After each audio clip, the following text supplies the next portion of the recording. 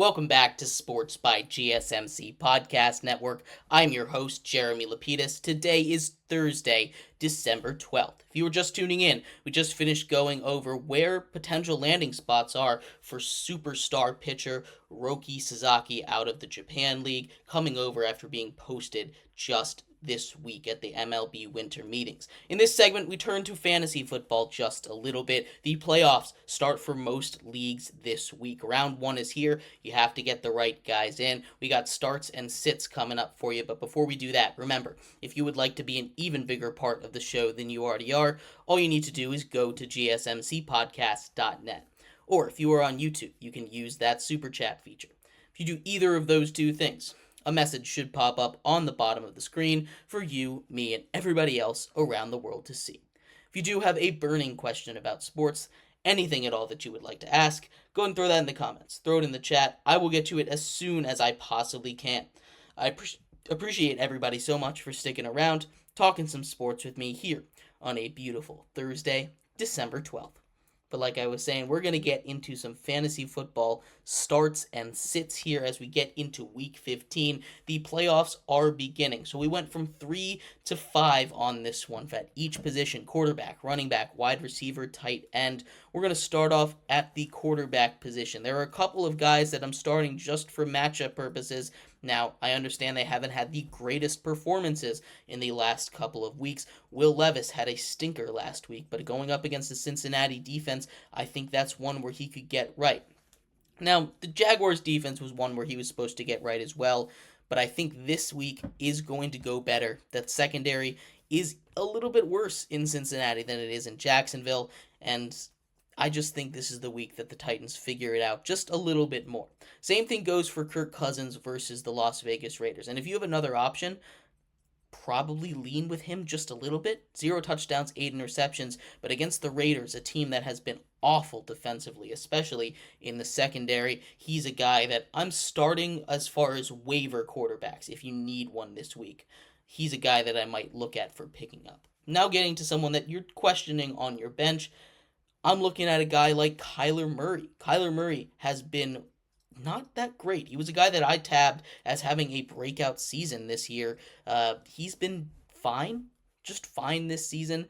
When I'm looking at New England, they've given up at least 20 points to just about every single quarterback that they have played in the last couple of weeks. Kyler Murray should have a huge game against those New England Patriots. Another quarterback that I think is going to have a huge game against bad competition, Jaden Daniels. And I know that defense looked really good against the Saints defense looked really good against the Giants last week. But when we're talking about a team like the Giants, I mean, just about any defense would look good, right? This is a Jaden Daniels that has been incredible since really being healthy from injury. He had a little bit of a down stretch, but overall, he's the number 2 quarterback in fantasy, and I am not sitting him this week for anything. And the last one I'm starting, it's a little bit of a risk again, but I'm starting Aaron Rodgers this week against Jacksonville. Aaron Rodgers just came off of his best performance since 2021. I know they ended up losing that game, but he still had a good game overall, and I think it's going to be a very similar sort of game plan this week against Jacksonville than the one they had against Miami. I think he's going to be big, especially without Breece Hall, seemingly. Breece Hall has missed his second straight practice again. He's a guy that I'm targeting in Aaron Rodgers that I think is due for yet another big week, kind of like last week.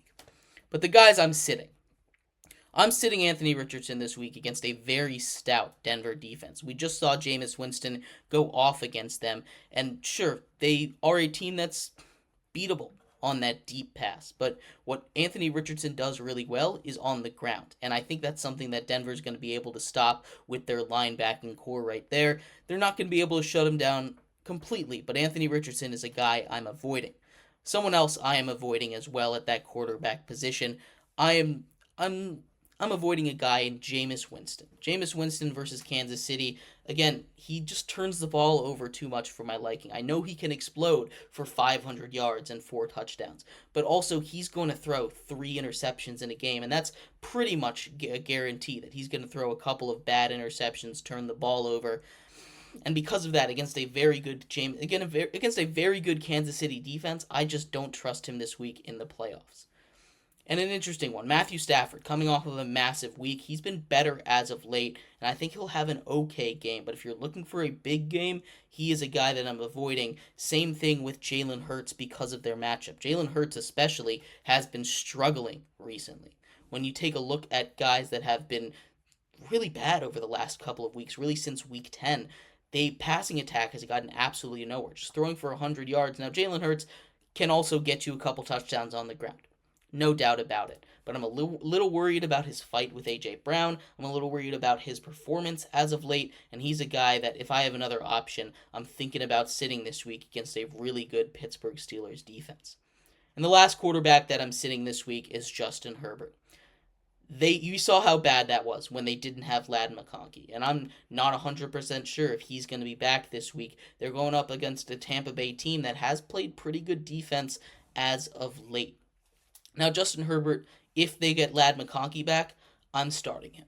I am. He's a guy that I think could go off and have a huge week, but I'm going off the assumption that McConkey is not coming in this week, and we saw how bad that was, granted against a good Chiefs defense, but still, I don't trust Justin Herbert without his weapons.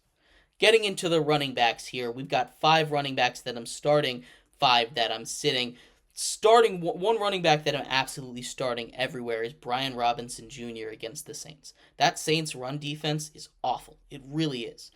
Brian Robinson Jr. has been able to run all over defenses with his physical run style, and when he gets going, that Washington offense is really, really hard to stop.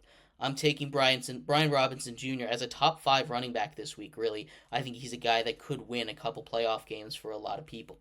Chuba Hubbard and Rico Dowdle are playing each other, Dallas versus Carolina. Both of them have atrocious run defenses. Rico Dowdle's been really good recently. Chuba is the workhorse back, aside from one pretty bad game against Tampa Bay.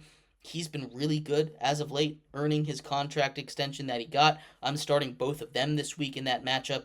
Already mentioned that I'm starting Tony Pollard. They have a good matchup against Cincinnati. We just saw Rico Dowdle go off against them.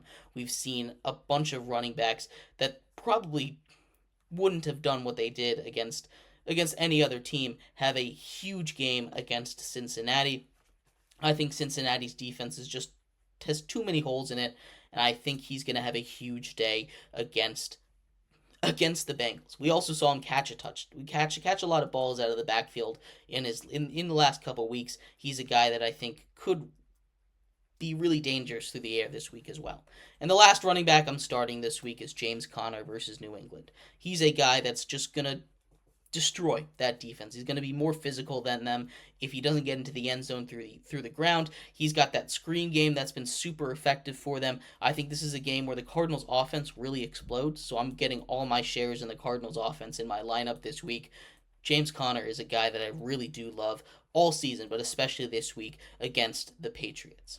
Couple guys I'm sitting. I'm sitting both of the Browns running backs against Kansas City. Really, any running back against Kansas City, if they're not a lock in your lineup, if they're not a Saquon Barkley, if they're not a Derrick Henry, I am sitting them regardless, right? That run defense that Kansas City has is elite. It's probably the best in all of football for my money. Nick Chubb has not been the greatest since coming back from injury. Jerome Ford's been 50-50 with the carries. I'm sitting both of them this week. I'm not touching them, taking them off of my bench. At number 3, I'm not sitting Alexander Mattison or Sincere McCormick. First of all, I'm not starting Alexander Mattison because I'm pretty sure Sincere McCormick has taken over that backfield, even if Alexander Mattison is back. But that Raider offense, even when they have a lead back, you saw what Amir Abdullah was able to do against a favorable matchup. He's not a real runner. Sincere McCormick's a guy that I like, but he's not a guy that I'm putting into playoff lineups very happily. I'm not starting Jaleel McLaughlin this week. I know it's a great matchup, and he's been kind of that lead back for the Broncos just about the last few weeks. But I feel like this is a Jamal Williams game, right? This is a game where we see Williams really take over the backfield with his physical run style. I think that's the kind of game that we're going to get against a rough Indianapolis run defense. He might find the end zone a couple times. That's the guy that I'm starting out of the Broncos backfield. And the last guy that I'm sitting, it's Rachaad White. He had a huge game last week. That was because Bucky Irving was dealing with his injury. Against the Chargers, a good run defense, even if he is the lead back yet again, I'm not trusting him. He's a guy that I'm sitting in all my lineups despite him having a good week last week. The wide receivers are always tough. There's always guys that are going to come out of nowhere and surprise you.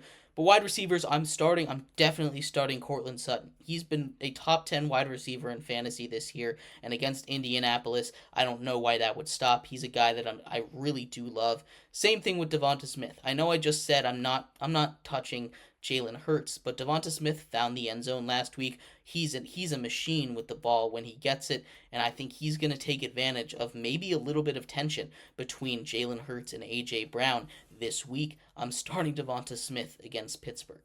Jacoby Myers is another guy without the greatest quarterback situation that I'm starting against maybe one of the worst secondaries in the NFL, maybe the worst secondary in the NFL in Atlanta. I know you have your questions about Desmond Ridder, but he should be able to get the ball to Jacoby Myers this week. I'm not worried about that. And there still is the potential that Aiden O'Connell comes out and plays. That would be huge for a Jacoby Myers fantasy performance. I'm also starting Adam Thielen this week versus Dallas, right? That is a good matchup for wide receivers. We just saw what Jamar Chase did against them. I'm not saying Adam Thielen is Jamar Chase, but he's been at or around 100 yards the last couple weeks. He's been awesome for Bryce Young. He's a guy that kind of has become the go-to target, at least the most reliable target. We've seen Xavier Legette struggle with a couple of drops this season. I'm starting Adam Thielen. And the last receiver I'm starting, it's Marvin Harrison Jr. He's had his fair share of ups and downs.